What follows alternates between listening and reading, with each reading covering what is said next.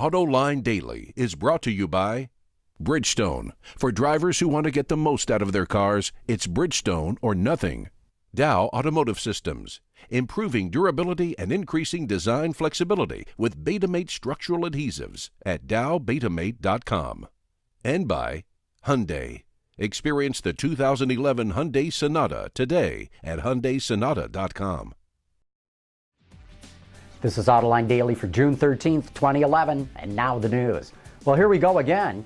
California is dredging up yet another proposal forcing car companies to sell thousands of electric vehicles or zero-emission cars. According to the Wall Street Journal, the proposal requires that 5.5% of all new car sales by 2018 would have to be zero-emission.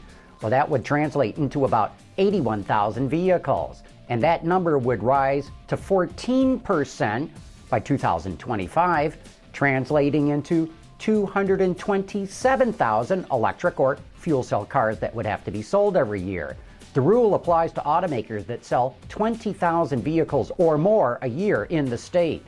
But the car companies say there just is not enough demand and that the infrastructure to support them isn't there yet. Here's my Autoline insight. This is the third time that California has tried to force the issue on EVs.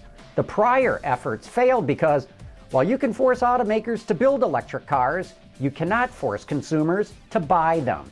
And not enough people bought them. Speaking of troubles with electric cars, Nissan is running into problems delivering the Leaf to customers. And the problem started well before the earthquake in Japan. Some people have been mistakenly dropped from the waiting list after plunking down $99 to reserve an order. Bloomberg reports there have been technical glitches and communication problems that caused the delays, now compounded by the devastation of the earthquake. And the delays could take a toll. Some customers worry that California's $5,000 rebate program for EVs may run out of money next month.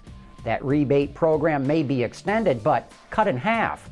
Nissan expected to sell 20,000 Leafs this year in the U.S. market. Now it's cutting that number in half. China is also running into problems with EVs. China AutoWeb reports that the city of Hangzhou pulled 30 Zote M300 taxicabs from the streets after one caught fire a couple of months ago. Investigators found leaky battery cells, damaged insulation between battery cells, and short circuits, one of which ignited the car's back seats. The battery maker was not blamed for the incident because the EV was not properly converted for taxicab use. The remaining taxicabs in the fleet have been modified and are using redesigned battery packs. Now that Ford's going to sell the C-Max in the U.S. market only as a hybrid, it will likely drop one of its other hybrid models. Ward reports that Ford will drop either the Fusion Hybrid or the Escape Hybrid. I'd say it's more likely going to be the Escape since it has a similar footprint to the C-Max, and Ford's going to want to direct as many hybrid buyers as possible into the C-Max. Saab has sold yet another part of the company to yet another Chinese automaker. It just agreed to sell 30% of the company to the Zhejiang Yongmen Lotus Automobile Company. Last month it sold 24% to automobile distributor Pengda. If approved by Chinese authorities, Yongmen would also be able to build Saabs in China. BAIC, another Chinese company, already has the rights to build the previous 9.3 and 9.5 models. In high-tech news, a team of researchers from several universities in Germany are working on a touchscreen-enabled steering wheel. According to Phizorg.com, they've created a prototype model that allows drivers to adjust audio volume or change the navigation map without taking their eyes off the road. Popular touchscreen gestures like pinch to zoom and handwriting recognition are baked into the system. If you're concerned about safety, don't worry, it has not been fitted to a vehicle. So far, all the testing's been done on a simulator, but the researchers claim the prototype greatly reduces the amount of time drivers have to take their eyes off the road. Well, this next one's for all of you history buffs out there. We found it on Hemmings.com via Autoblog. An awesome pre-war automotive relic is going up for auction next month. During the 1940s, GM built a tiny number of cars with clear plastic bodies to showcase their internal parts. One of these see-through specials, a four-door Pontiac, is crossing the RM auction block at St. John's in Plymouth, Michigan. This ghostly car was built for the 1939-1940 New York World's Fair. With a flathead 6 under the hood and original all-white tires, it's estimated to bring in anywhere from $275,000 to $475,000. Amazingly, this car is a runner, but only has 86 miles on the odometer.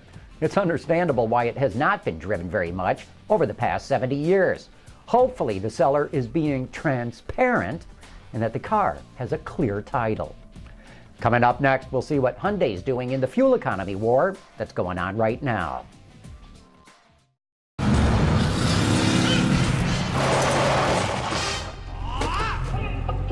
I got this one, old man. For drivers who want to get the most out of their cars, it's Bridgestone or nothing. There's a war going on right now, and it's being fought on a global front. Automakers are at each other's throats battling for sales, profits, and share, both market and of mind. What's really amazing is how far Hyundai has come in the last 5 years. Its showroom success is due in no small part to fuel efficiency, and some of its newest cars deliver eye-popping economy. We've now launched our 4th model that achieves 40 mpg highway, so we call it 4x40. The Accent has 30 mpg city, 40 mpg highway. It's the first gasoline direct injection engine in the subcompact class. It's the highest horsepower in the class at 138 horsepower and 123 foot-pounds of torque. It has the best power to weight ratio in the class. Our other 3 40 mpg highway models are first the Sonata Hybrid, next the Elantra, and then the Veloster, all with highway mpg above 40. So we're very proud of that. When it comes to fuel economy, with today's technology, it seems like the sky's the limit. Automakers keep one-upping each other with every vehicle redesign. From a planning perspective, there's always more technology. The question is, can customers afford it? And will customers value it to the extent that it has more value than the cost of the technology? So based on what we know today, we've applied the technologies like gasoline direct injection, which right up to a couple of years ago was really reserved just for luxury vehicles. We've applied that in an entry-class vehicle because now we believe that the costs for that technology are exceeded by the value the customer gets, which is MPG and better power, better emissions. So that's the real choice. So certainly there'll be new technologies coming in the future that'll allow us to go even further. Of course, he doesn't say what these technologies are, but with direct fuel injection in place, turbocharging and downsizing seem like logical next steps. And who knows, Hyundai may even be bringing a diesel to the States. Wouldn't surprise me given how aggressive it's been in battling the competition. And that's today's report on the top news in the global automotive industry. Thanks for watching. We'll see you tomorrow.